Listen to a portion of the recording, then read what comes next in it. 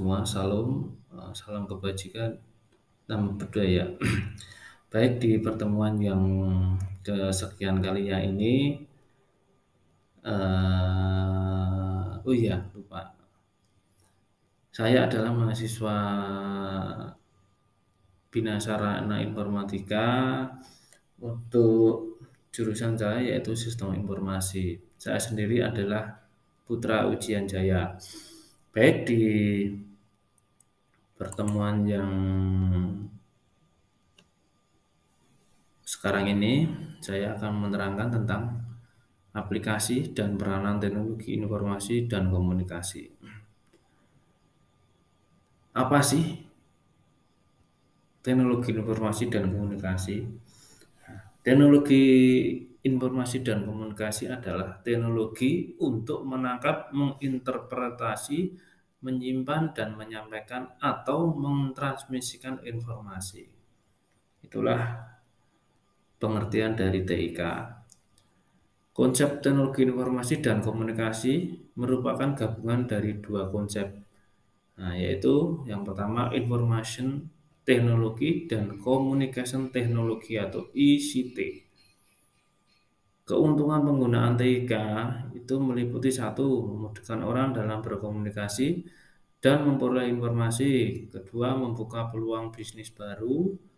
Yang ketiga, mendorong timbulnya proses demokrasi. Nah, untuk proses demokrasi ini untuk pemilu ya. Dan yang keempat, meningkatkan kualitas dan kuantitas layanan publik. Nah, dengan kuantitas dan kualitas layanan publik ini biasanya dengan berita-berita ya. Dan yang kelima, meningkatkan layanan informasi kesehatan jarak jauh.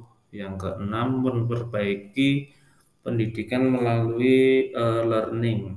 Nah, ini karena pandemi COVID-19, makanya untuk pendidikan lebih cenderung menggunakan e-learning ya. Nah, untuk selanjutnya yang ketujuh, pengembangan kemampuan dan kesadaran masyarakat. Yang kedelapan, memperkaya kebudayaan. Yang kesembilan, menunjang pertanian. Untuk yang kesepuluh, menciptakan lapangan pekerjaan baru. Baik, selanjutnya peranan TIK dalam berbagai bidang. Peranan TIK dalam bidang industri dan manufaktur. Dalam proses industri, komputer digunakan pada proses perencanaan sebuah produk baru melalui program desain seperti komputer aided design atau CAD. Itulah peranan TIK dalam bidang industri dan manufaktur ya.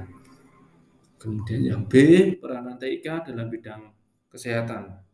Dalam bidang kesehatan ini, salah contohnya sebagai pembelian resep ya. Misalnya pasien ini berobat di rumah sakit A dan berobat kembali di rumah sakit B. Makanya di sini tinggal masukkan input nomor KTP atau memasukkan nama aja, nanti untuk pemberian obatnya sudah ada. Rumah sakit B tersebut tinggal melanjutkan. Kemudian yang C, peranan TIK dalam bidang militer. Untuk bidang militer ini,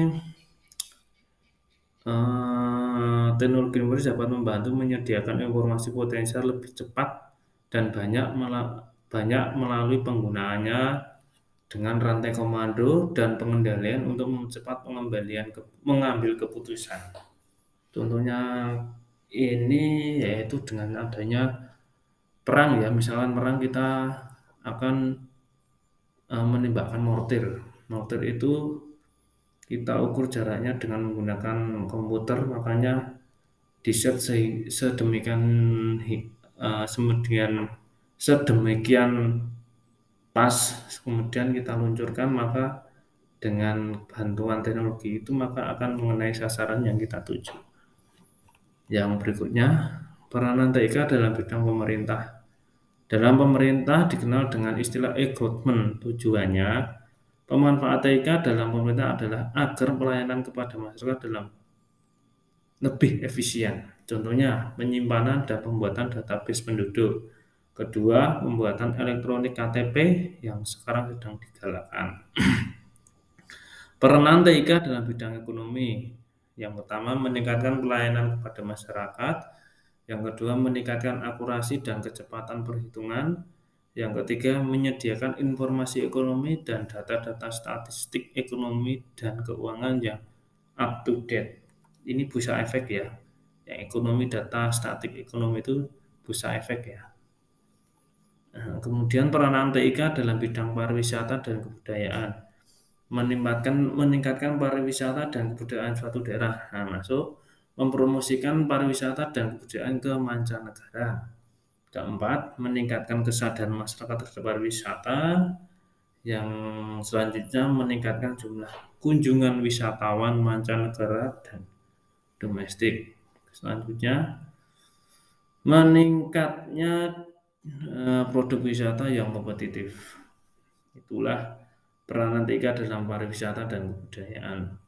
Kemudian berikutnya peranan TIK di bidang politik. Nah, agak bergensi nih ya di bidang politik. Contohnya memudahkan dalam proses pemungutan suara, kemudian mempercepat dan mengurangi kesalahan dalam perhitungan suara.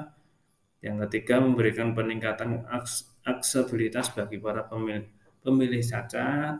Yang keempat, dapat memfasilitasi kecurangan dalam pemilu.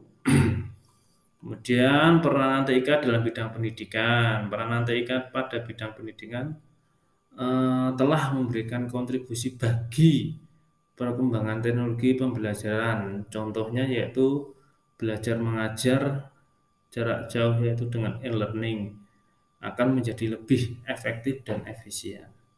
Peranan TIK dalam bidang pendidikan itu ada 6 fungsinya yaitu satu TIK sebagai skill dan kompetensi penggunaannya, TIK sebagai infrastruktur pembelajaran, TIK sebagai sumber bahan belajar, kemudian TIK sebagai alat bantu dan fasilitas pembelajaran, kemudian TIK sebagai pendukung manajemen pembelajaran, yang keenam TIK sebagai sistem pendukung keputusan.